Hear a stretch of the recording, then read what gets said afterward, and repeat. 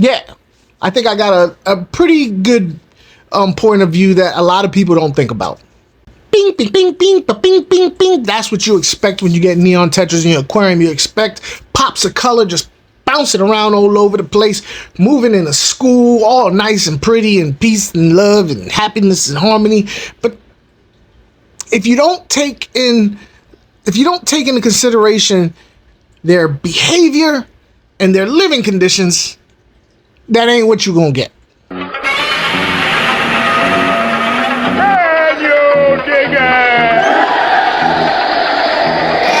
so serious?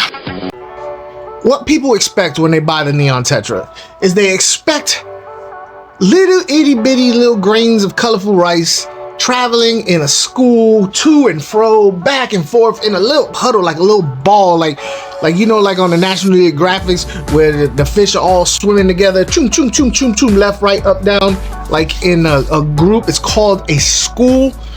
That's what they expect. And if you have the right tank, that's what you'll get. But if you have the wrong tank, you're actually not gonna get any of that. And it has to do with perspective, right? You buy this fish with the assumption that they're all gonna swim in a school everywhere they go. In a large tank, yes, that's what you get. In a large tank, they will group up because they like to be in a certain proximity towards each other. They will group up and they'll do that.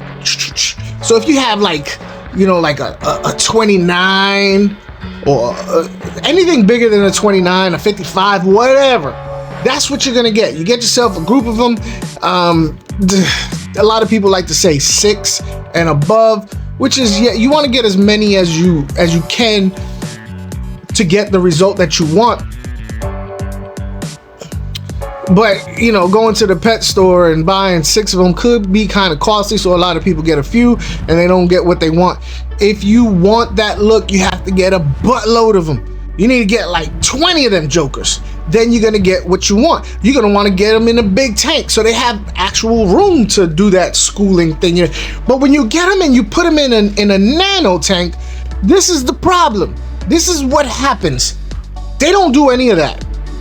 They are, but we don't see them doing that. The reason why is because they're in proximity to each other, but they only have but so far they can go. So you don't see that schooling motion that you was trying to create in your tank. They're already close to each other and they take up, you know, a decent length of the tank. So where are they gonna go into school, right? Another thing people are expecting when they get the neon tetra is that mass huddle around objects where they're all picking stuff apart and all that stuff. When you have 20, 30, 50 of them, it looks impressive. But when you have a nano tank and you only have 1, 2, 3, 4, 5, 6, 7 of them,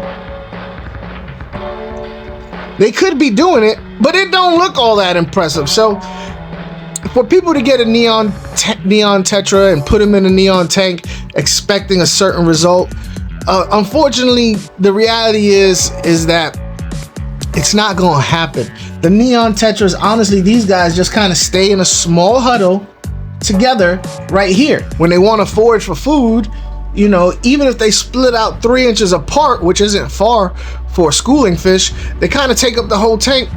So there's not that mass movement of fish because they don't have nowhere to move to really get that look you're trying to get.